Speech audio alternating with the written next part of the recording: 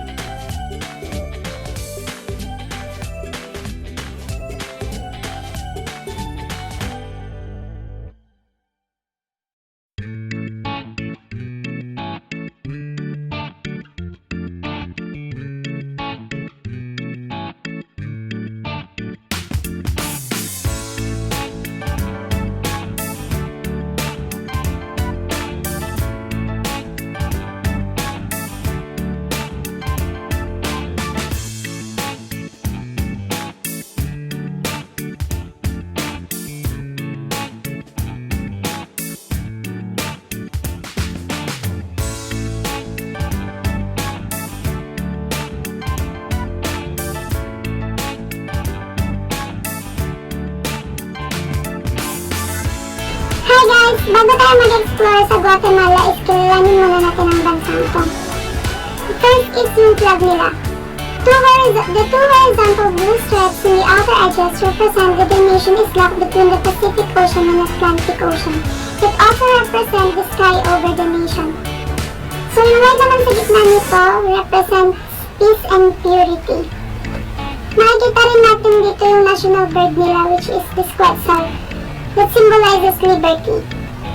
Also the date, which is September 15, 1821, which is when Central America became independent from Spain.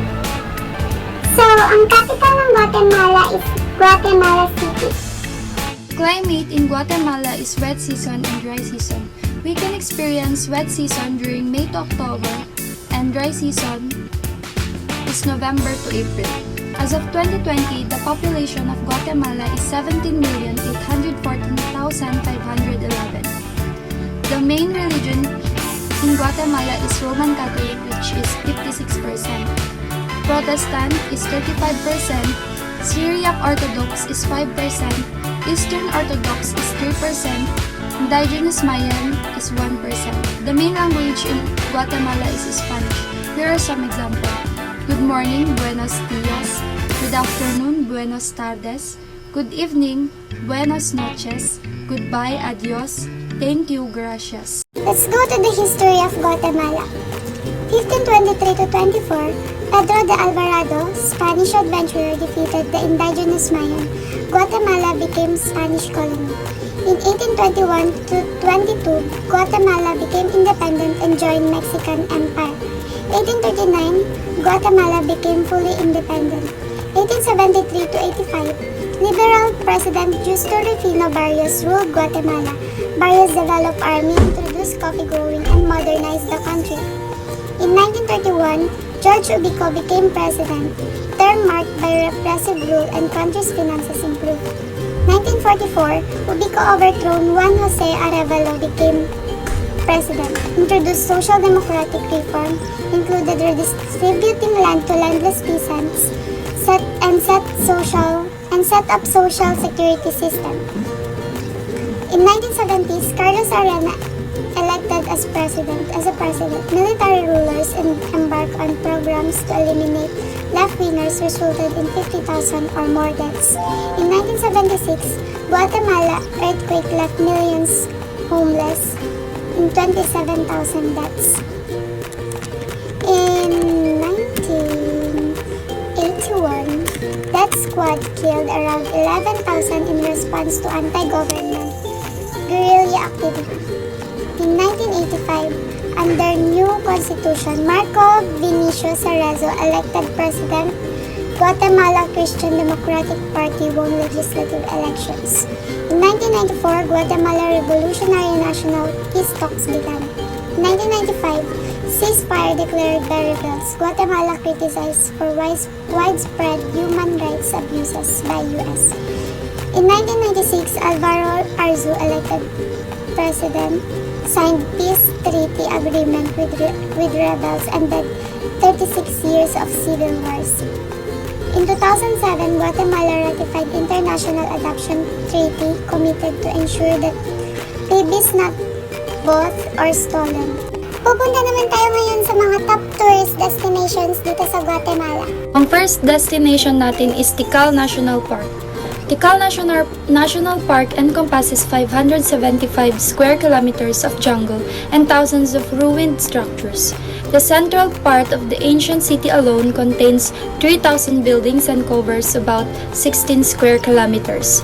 Tikal is also part of the 1 million hectare Maya Biosphere Reserve created in 1990 to protect the dense forests of the Pitan, which has started to disappear at an alarming rate due to population pressures, illegal logging, and agricultural practices. Be ready for our next destination and don't forget your swimsuits. Samuk Champe. Getting to Samuk Champe involves a 30 minutes ride over bumpy roads through a jungle, but the trip is well worth the bounces. Once you get there, you can relax the bumps away with a swim in gorgeous turquoise blue pools atop a natural limestone bridge. Equally incredibly turquoise blue is the Cahabon River that created the limestone bridge and now runs under it. Caves can be found within the limestone bridge. Some caves are accessible only by swimming underwater. Welcome to our third destination, Lake Antitlan. With its surface of 130 square kilometer, is the third largest freshwater lake in Guatemala. It is situated in the district of Solalia in the western highlands of Guatemala. Lake Antitlan lies in a crater created by a great eruption of a volcano, the Chocoyas eruption, approximately 85,000 years ago.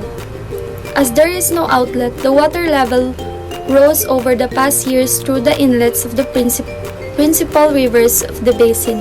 The deepest point detected is approximately 340 meters, and the area is protected as reserve of multiple. Guys, be ready again for our next destination, Pacaya Volcano.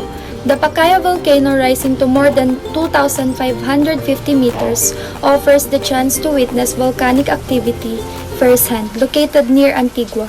This volcano been continuously active since 1975, and lava explosions constantly change its appearance. Organized tours offer guided hikes on the volcano and an opportunity to roast marshmallows over the heat created by the hot spots. It should be noted that as an active volcano, hiking it does involve some risk. Our last destination is Monte Rico and the Biotopo Monte Rico, Hawaii.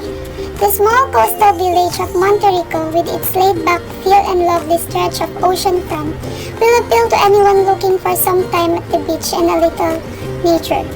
Unlike the high inland regions, the area around Monte Rico is hot and tropical. The beach here is dominated by big surf and not always ideal for swimming, but beautiful nonetheless. As it is commonly referred by visitors, it is a nature reserve created to protect mangrove forests and sea turtles. For tourists, this is usually the highlight of a visit to Monte Rico. Kung napagod kayo sa pamamasyal, kaya naman ipinaghanda ko kayo ng masarap na pagkain dito sa Guatemala. Ang una kong hinanda ay ang elote loco na tinatawag nilang crazy corn. Might sound like an unlikely dish, but this street food favorite is a pleasant surprise. Grilled corn cobs are slathered in ketchup, mayonnaise, and cheese before serving. It's messy but delicious. Next is hilachas. This traditional dish consists of shredded beef in a tomato sauce. And syempre, hindi mawawala ang rice and tortillas to fill you up.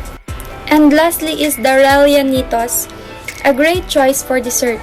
Relleanitos are cooked plantains with refried beans, sugar, and cinnamon. Ipapakilala ko naman sa inyo ang tatlong famous influencer sa Guatemala. Miguel Angel Asturias. Miguel Angel Asturias Rosales was a Nobel Prize-winning Guatemalan poet-diplomat novelist, playwright, and journalist. Asturias helped establish Latin American literature's contribution to mainstream Western culture. A significant part of his adult life, he lived abroad and most of the time in Paris, France. So next is Rigoberta Menchú.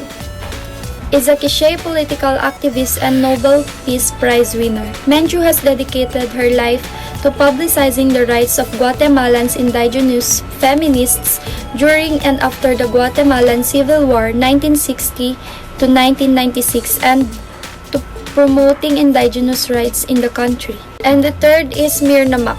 As a UK-educated anthropologist, she discovered many human rights violations and helped the truth about war crimes emerge in public. In 1993, her sister Helen Mac Chang established the Fundación Myrna Mac to honor her memory, pursue justice through the courts of Mac's death, and continue work in defending human rights. Let's go to the cultural aspects of Guatemala. The first is the festival. The first festival is Dia de los Muertos, or the Day of the Dead. In Santiago and Sumpango, Zacatepeques, team of creatives work for months to construct barriletes gigantes, or giant kites, that are erected in the local cemeteries on the Day of the Dead. Made of paper and bamboo, the kites are traditionally believed to communicate with deceased loved ones and ward off evil spirits from their graves. Nowadays, competitions are held for best design, largest diameter, and more. The next festival is Festival Folklorico de Coban, or the Coban Folkloric Festival. Last week of July, the Coban Folkloric Festival features parades, rodeos, and expositions of traditional art, but its crown jewel is the Rabin Ajo, or Daughter of the King competition. Each year, Mayan girls from across Guatemala arrive in Coban, wrapped in the traditional yupil and morga.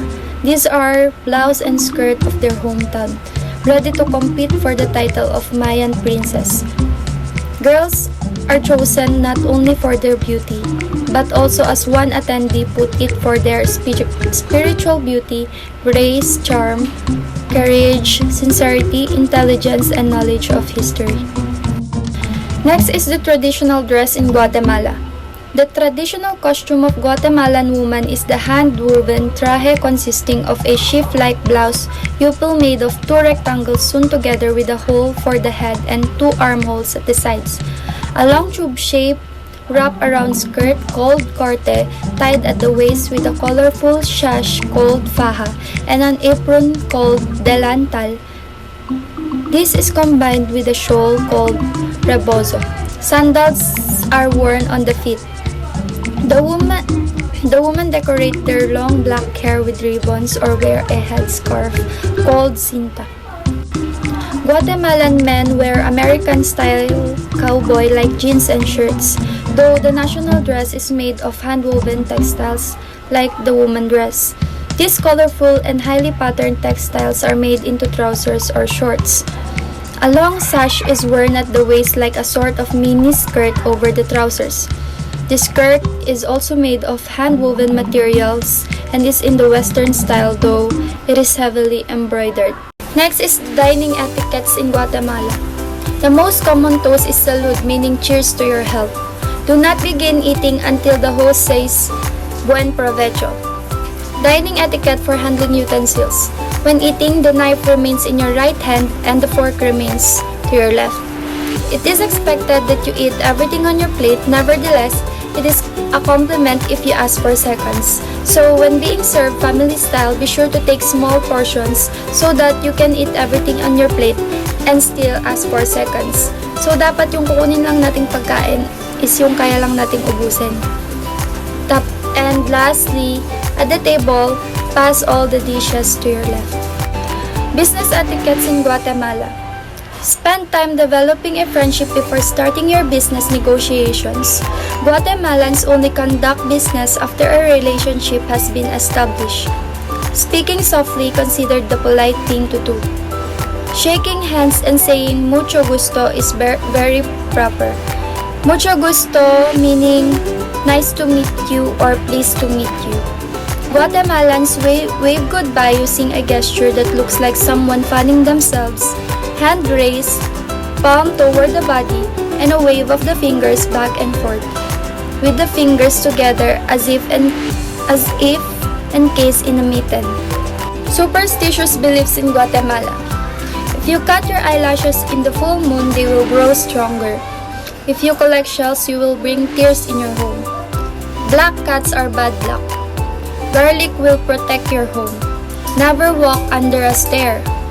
Don't open an umbrella inside your house kasi nga daw uulan.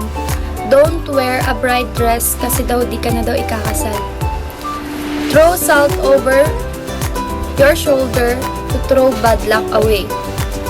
Never put your handbag on the floor kasi daw mawawalan ka ng pera. Next is the traditional dances in Guatemala. Danza de los Vaqueros, dance or the dance of the cowboy.